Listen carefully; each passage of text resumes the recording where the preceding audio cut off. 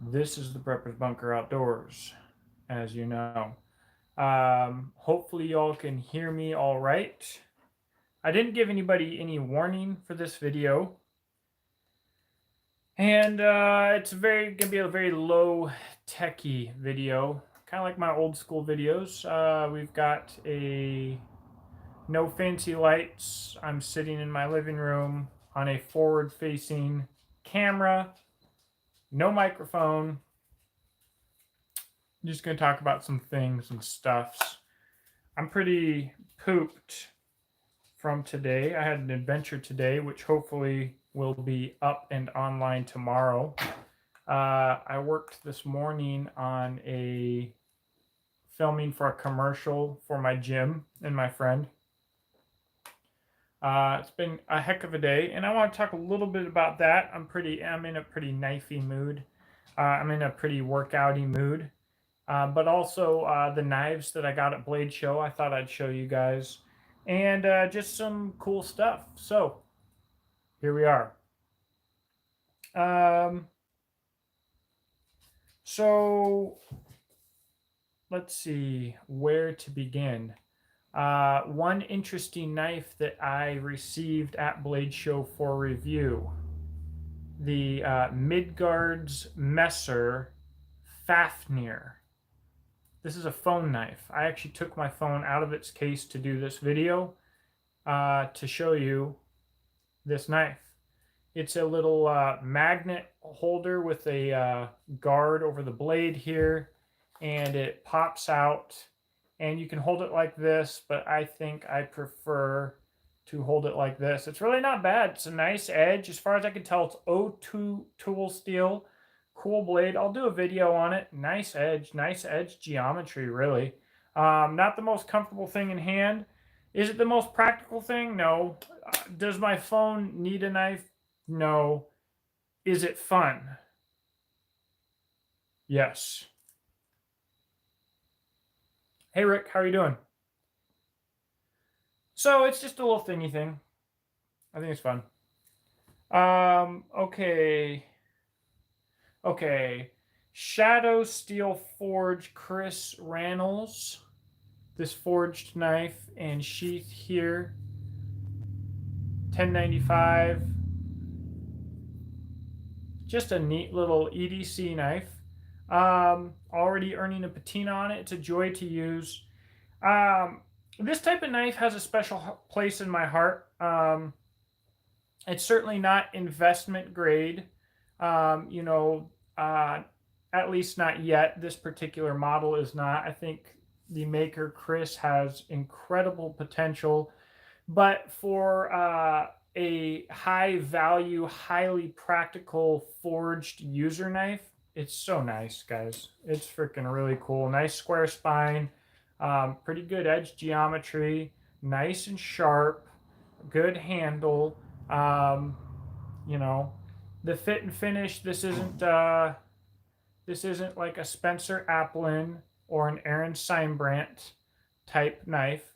You can feel a little bit raised at the pins. The wood isn't, there's some voids and whatnot. And the micro bevel isn't perfectly even all the way across and stuff like that.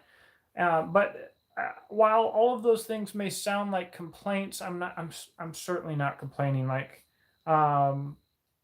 his knives on his table were very affordable for what they were. He takes a lot of pride in them. I've really enjoyed using this knife.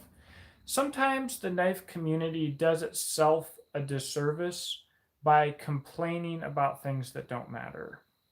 And let's be honest, if he was selling this knife for $600-700 or for an investment knife price, I would be disappointed. But he wasn't. I mean, his prices are fantastic. His work is fantastic. It's so much fun to see what he does and everything like that. Winkler, very cool. I still haven't owned a Winkler, but they're neat.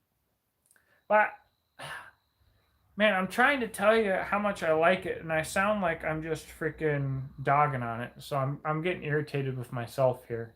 I like this knife so much. The sheath is a little bit ugly. If I paid for this as a custom sheath. Would I be disappointed? Yes. However, it works fantastic. He's got some suede in there. It slides in really nice. It holds really nice, and it's nice to wear. I better figure out how I'm going to talk about this knife without sounding like a retard on video, because I need to portray how much I've enjoyed using it properly. I just feel like an idiot right now. Maybe it's because I've had such a long day. I will save the long day talk for in a second here. I'll show these other knives first. The next one up, the White River Knives Puko. Southern Illinois Adventure Craft Knife, OD Canvas micarta on Wednesday, and Ulti Clip. I'm really glad to hear it, man. I think that the Ulti Clip is just the best thing ever. Certainly the best way to carry my knife designs so far. And I'm supposed to love my knives, right? I'm supposed to like my knife designs, but I really like my knife designs. And I'm so excited for what I've got coming. I saw someone make fun of a certain other YouTuber years ago who has some knife designs, who's very popular. He said, "What would on this guy's own Facebook group? What would I tell you guys if a certain YouTuber that I saw a certain YouTuber that we all know and love, and he was carrying somebody else's knife?" And at the time, I was like, "What an idiot! Like, to complain about that? Like, we're knife reviewers. We're gonna carry other people's knives." And that is true. I do carry all kinds of other knives, but more and more, I'm carrying my knife. It used to be like, my own designs didn't excite me as much because I was so used to them. But now I'm so used to them that I grab other stuff and I'm not as happy. So I go right back. Okay. I don't know how I got off topic there. Oh, Adventurecraft and Ulti Clip. I hope that it serves you well and that you thoroughly enjoy it as much as I do. So the next knife that I got from Bladeshow, the White River Knives Firecraft Puko. So, funny story behind this, and I'm sure I'll relay this in a video. I tested the prototype, so they wanted me to test a production model and continue my testing on it, And so I had an opportunity to pick out one of the custom ones, which I'm just incredibly grateful for. And then someone was like, and I say someone, okay, behind the table, there's Aaron, there's Matt, there's John Jr., and there's John Sr. Oh, an update on the Knife Rights raffle. Yes, will do. Thank you. So one of them was like, "Hey, why didn't we pull this one out? This one wasn't on the table." And one of the other guys laughed and was like, "Oh, that's the clown knife." And I was like, "Oh my gosh, that's so ugly. I love it. I want that." So I took it and I do love it. I really do. I thought it'd be interesting for YouTube videos also, get a little color pop, a little something different than usual, but man, I love it. So I don't know. Super stoked on it. The edge is so keen. Just beautiful. The ferrule rod notch, I'll talk about more later, but that's another one that I brought home from Blade. And then the big one, the Diamondback Country Knives. So this is where I'll start talking about my adventure today. Now, you probably know that I had one of these in the past for testing. Bobby wanted to see how thin he could go with his edge, and he wanted me to be the guy to test it for toughness. I'm kind of, I guess people send me products to beat on them a little bit because I guess that's kind of what I'm known for. So I killed it. Felt terrible about doing it. This one has a little bit thicker edge geometry, but it's still just amazing. In the kitchen, so anyways, I was using it as a machete today for hours. So it was 88 degrees. but it rained all morning. So the humidity, like you could hardly breathe. And I was just out there just hacking away, going out to set up a crawdad trap. And so the handles are slick, but the handle geometry still nicely locks it in your hand. Never once came even close to losing it, even when I was really swinging and doing snap cuts to machete it up. I will say my forearm is sore from all that snap cutting, and a larger machete would have been ideal. Like if you're going to do a machete job, a machete is the tool of choice, right? But this thing worked phenomenally. I love it. I'm earning a patina. It's a slow process earning a patina on CPM 3V, but we're working on it, and man, do I love it. So that was what I'm doing today. I'm going to go check the crawdad trap in the morning, and hopefully I'll have a video for you guys tomorrow on that. Super stoked on that.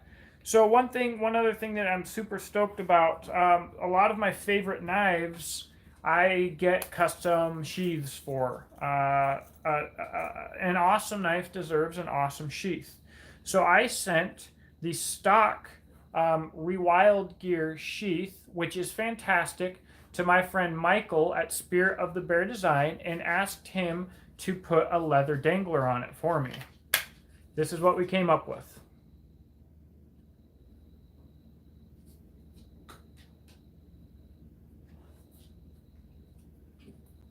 This just like makes my heart happy. It's so nice.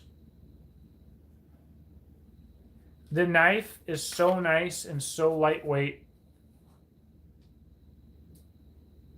It's easily in my top 5 4-inch blades of all time. It's probably in my top 4. It might be 1 or 2 for production knives. I love this knife. And this is a great sheath. So the first off, it rides fantastic on the belt with this setup. It's nice and stiff. It doesn't flop all over the place, but aesthetically speaking. So, but that's not all. Michael did me one better.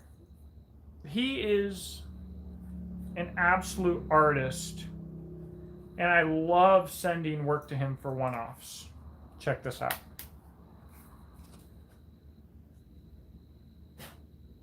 Topographical map on the top there.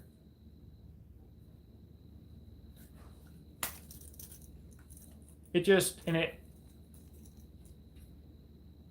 spaced slot there that just slides into,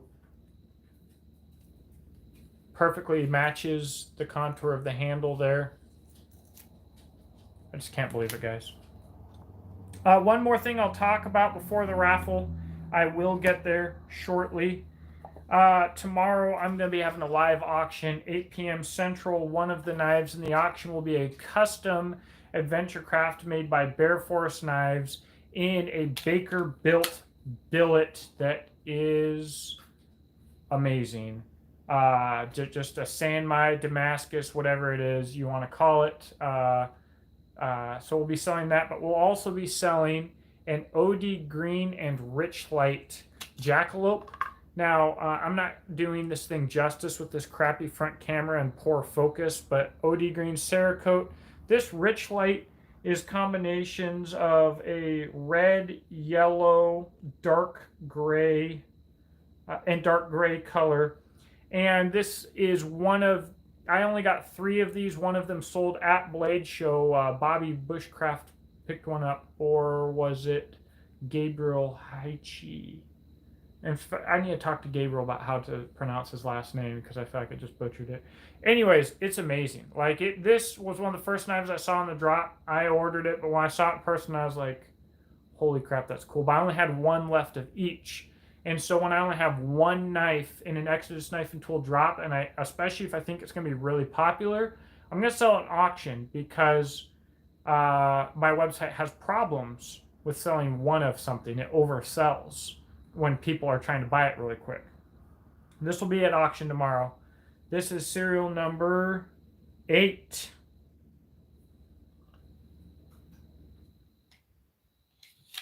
I'm a big fan. Okay, so at auction tomorrow, I'll have this. I'll have the Adventure Craft and Baker built San Mai, whatever. I'll have the Kershaw Diskin Hunter Luke B.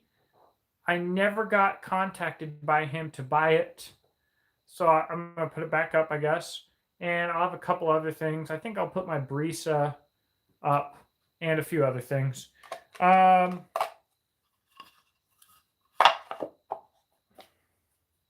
Okay, so an update on the raffle. I hope that you guys know from the videos that I've been doing that I have a raffle going on where 100% of the proceeds will be donated to Knife Rights. And so I have videos on how that will work. I'll be happy to put a link in the comment section below later if anybody requests it. But essentially what you'll do is you will donate directly to Knife Rights. And for every $20 that you donate, you will get one raffle ticket. But you have to screenshot or prove somehow that you sent the payment, and you have to email it to me at thepreppersbunkeroutdoors@gmail.com. And so for every $20 you donate, you get one raffle ticket. I will not be releasing it until we hit $1,000. And we do have a ways to go on this raffle, sadly. Now, the Gear Shack LLC is a knife buddy of mine, local in Kentucky. He sells Phoenix flashlights and Tops knives, and he might sell Essie. I'm not exactly sure, and I would like to get him selling Exodus knife and tool at some point. Anyways, he really liked what I was doing. He's actually doing a raffle right now as well with $100 going to Knife Rights, but he said with my raffle, he's going to throw in a Work Sharp sharpener. So I'm going to do another raffle video, and I will keep doing raffle videos and keep bugging everybody about the raffle videos until we get done here. But it is a forged integral knife from Aaron Seinbrandt Studios. Absolutely an amazing blade, and comes with 2 Kydex sheaths from Tiger Valley Tactical. Everybody has donated everything. I will not see any money whatsoever. Obviously, it's all going to go to Knife Rights, and that's why I'm so excited about it. So it's only a few videos back. Check it out if you haven't already. $20, and you'll have a chance at, a $20 buy-in gets you a 1 in 50 chance for winning the nicest knife you may ever own.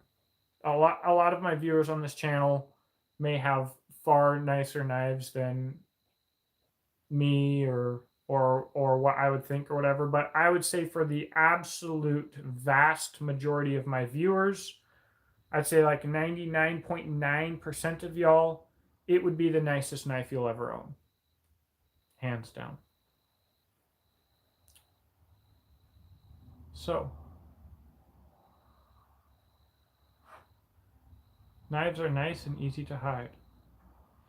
Can you tell me what the camo you... Okay, so the camo that I wear with red in it is Alpenflage. Its technical name is, I believe, Taz 87.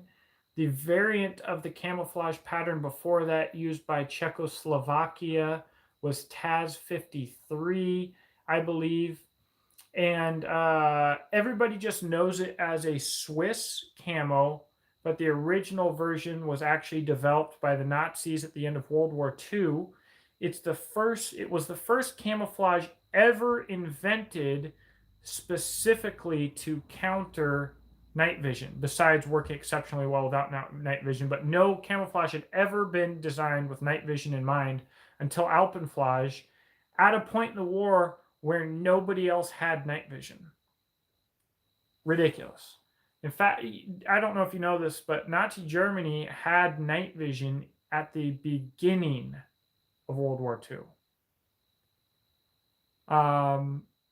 Alpenflage, yeah. So anyways, that's not why I wear it, guys. I'm just a history nerd who likes the camouflage. I grew up only knowing about its history with Switzerland. However, and I used to paintball in it. It's incredibly effective. It's incredibly affordable, although the price is coming up slightly on it. I think most of the uniforms that I get in it, in the cut that I like, are good quality. But yeah, only recently did I start looking up the history of it. It was very surprising. And I was very surprised to see that it was a Nazi Germany originated pattern.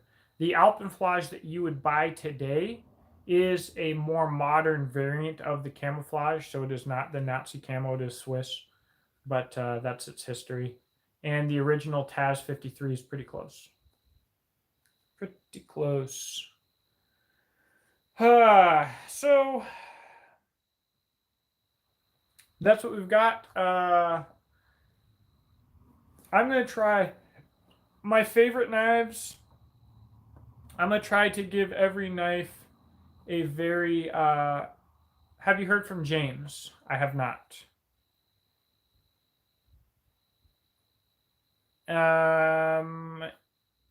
No, I have not.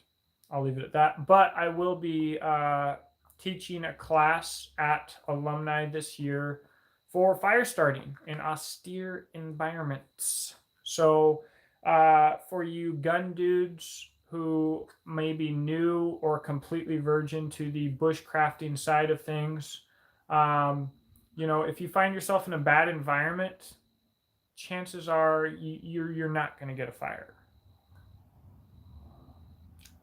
That's the chances. And I will help you with that. It'll be a good time. It'll be hot.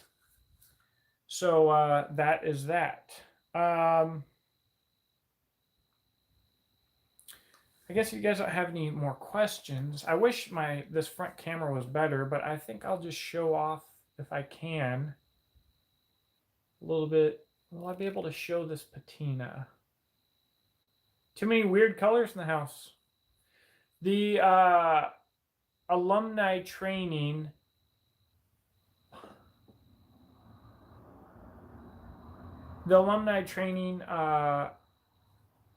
is in Camden, Tennessee, and it is only for alumni of Tactical Response.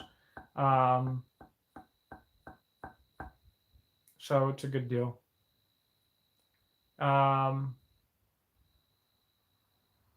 You know, anybody who can make it to Tactical Response, I recommend you do so.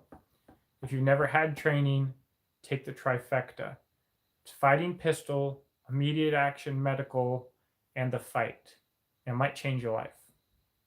It might save your life. It might save your family's life. But it'll change your life. If you never had training and you take the trifecta, it'll change your life.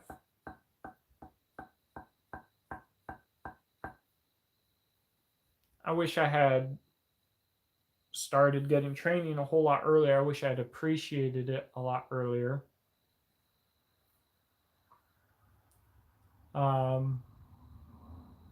But the hardest person to get into training, usually good professional private training that you have to pay for, is usually Army guys and police guys, and they'll never realize what they're missing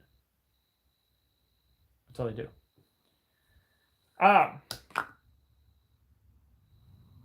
You guys have any requests?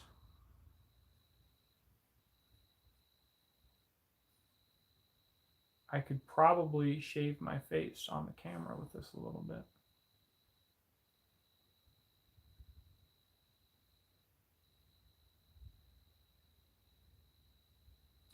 Random, have you found a solution for the two-piece pistol mags, like the Ruger American 9mm magazines? They drive me nuts sliding around. Two-piece pistol mags? You're going to have to clarify. I'm not familiar with any two-piece mags.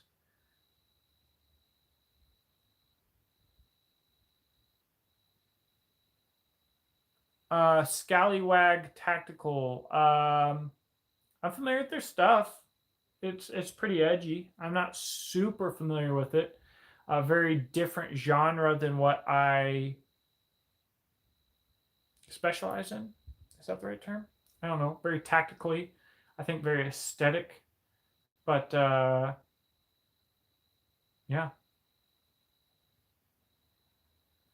It's the mag. Then it has a sleeve to keep for over insertion. Oh, I don't like those.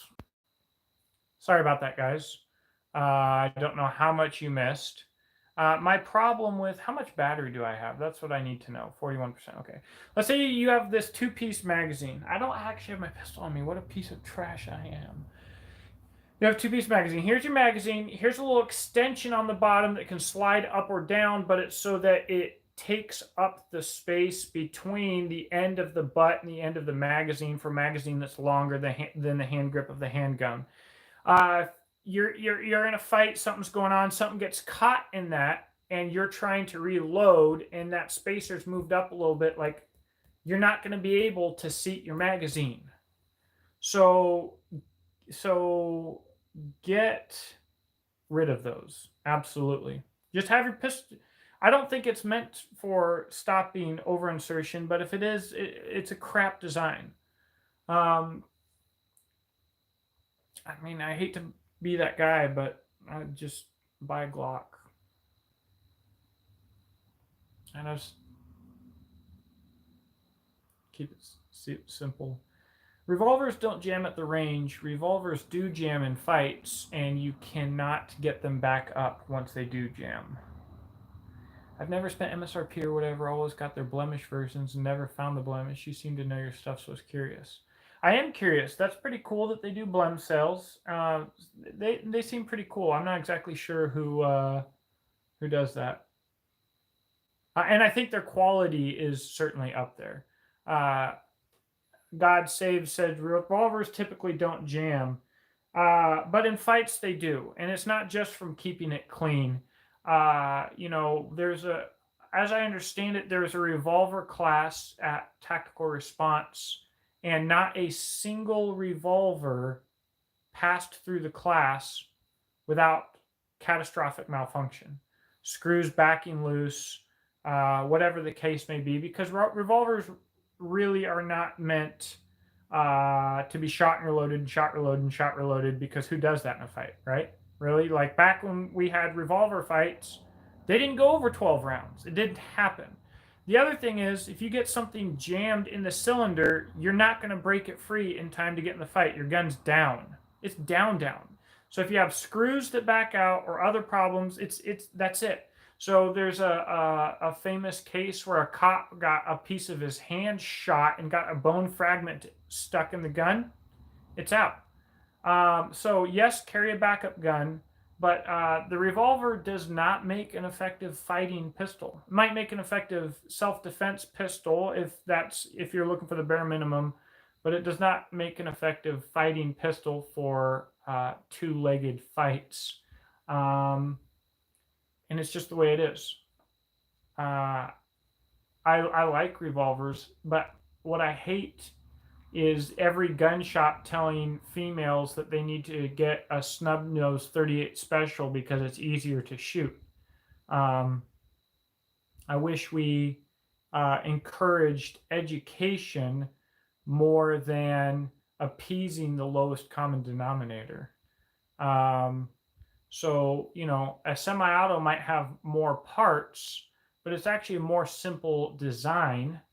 It is at least of equal reliability, and when it does jam, it's easier to clear your malfunction. So, there is a lot of that going on.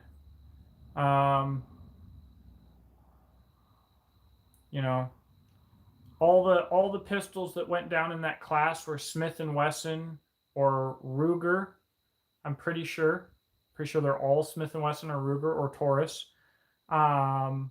Maybe if you got a Korth, that wouldn't really be the case. Maybe it would. I don't know. But I imagine Korth is built to a higher standard. But Ruger and Smith & Wesson don't build pistols to the standard that people think that they do. And I've had quite a few videos, especially with Ruger, actually, and with Smith & Wesson. Just not happy with what they're doing there. No, new ones. I think that both Smith & Wesson and Ruger made better guns in the past, but still, it's for a fighting pistol, it's an inferior design. It just is. And if it wasn't an inferior design, we wouldn't have made the switch. It's just not ideal. Yeah. Well, what else do we got, guys? We got some modern, I don't know. We've got some silly stuff going on in government, of course. Some incredibly silly stuff going on. I really want to sell my house, sell almost everything, and buy a decent RV and take the equity that we have and invest it in a tangible investment to last me until the bubble pops with this market that I can easily liquidate, get my cash back out of it without inflation affecting it, and pick up another house later. But, you know, old iron, go for it. It sounds like a good time. But yeah, we're looking around at houses, and I don't live in an expensive area.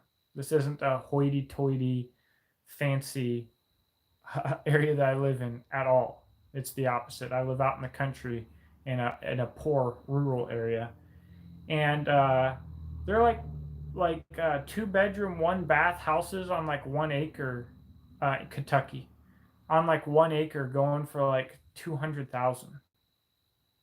Stupid money. I think it's a really hard time. What's up, Misty Wisty? To buy. I think it's not much of a better time to build. Most contractors are booked up to their eyeballs, anyways. I will say that I went to Home Depot, and 2x4s are down to like, I think, $4.50. The economy and the situation with supply is so bad that they were selling 2x3s in the 2x4 section. I have never seen a 2x3. That's where we're at. I don't even know what to say about that. It's ridiculous. It's ridiculous. So I'll show some detail on this here handle. God's and the Son Jesus Christ Saves Hawaii Lows 2x4x8, $20 a pop. That is terrifying. I guess it kind of makes sense if you've got to ship wood in overseas, but that's brutal. That is absolutely brutal. Hawaii's kind of a cesspit anyways, though. I feel I've got a really close friend living in Hawaii because he can't leave. Misty Wisty, can you ask me something, please? Yes, that's why we are live, is to have a conversation. Ask away. Phone's probably about to die, and I'm probably about to. Safety manager for a commercial contractor, and we are having to order concrete months out. Dude, I believe it. It's crazy, man. But when it pops, it's going to be really hard. You don't have record levels of inflation and cost of living skyrocketing, and the housing market also skyrocketing simultaneously for a long time. So you are a military person. I'm not currently in the military, yes. Not for long. That's what kills the housing market. I've had some people comment and say that they don't think that the housing bubble is going to pop. They think it's just going to recede heavily. I guess that's possible, but our economy currently is unsustainable. So it's just a matter of time before we get pooped on. So I'll probably take this question and then probably get out of here unless any of you guys have anything else tonight. Yes, ex-army. Yeah. I still want to get one of those Alaskan sawmills. Do I know about ocean secrets like mermaids? No. Nope, not my thing that I know about. I'm not sure what 45 Bravo was. I'm on 11 Bravo, so I don't know many MOSs because for the infantry, you're kind of either the infantry or you're not. So I know like 19 Delta, 88 Mike. I'd remember whatever a cook is if someone mentioned it. I used to know a radio operator guy. Small arms repair. Interesting. It's like an armorer or like an advanced armorer. All of our armorers were 11 Bravo. They sucked. Ours did. Awful. The Navy SEALs. No, I was not a Navy SEAL.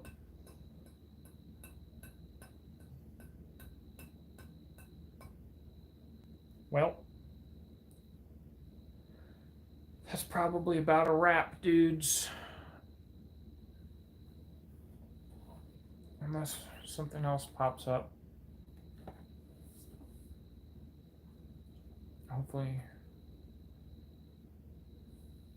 Navy secrets. What? Ocean secrets. Okay, I'll wait, Misty Wisty. What's up?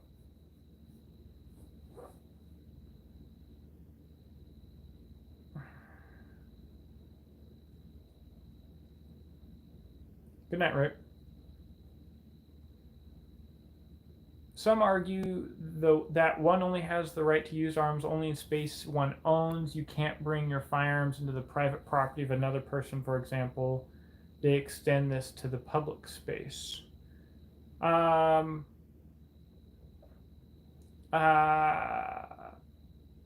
do argue that. That's true. I think that a person does have the right to restrict people entering their household or property from carrying firearms. How that restriction would work, I don't know. I would not go to that person's house. That would be enough for me to leave, if they were to even know. But I don't think logically that possibly can extend to the public space, and if it could, it couldn't be. It could not effectively work that way because a criminal will always carry a weapon into a public space. And I think what people don't appreciate in our modern civilized world is that the further we get from firearms, the more gruesome violence actually is. Like steps. Getting shot with an arrow is a lot more gruesome than getting shot with a gun. Getting hacked with a sword or axe is a lot more gruesome than an arrow. And getting smashed to death with a club over a long period of time through a long struggle, a club or a rock, is one of the most gruesome ways to go. And so the most civilized way to for society to exist is with firearms, because they remove physical prowess. There are a lot of 100-pound females that could outshoot me. Faster, more accurate,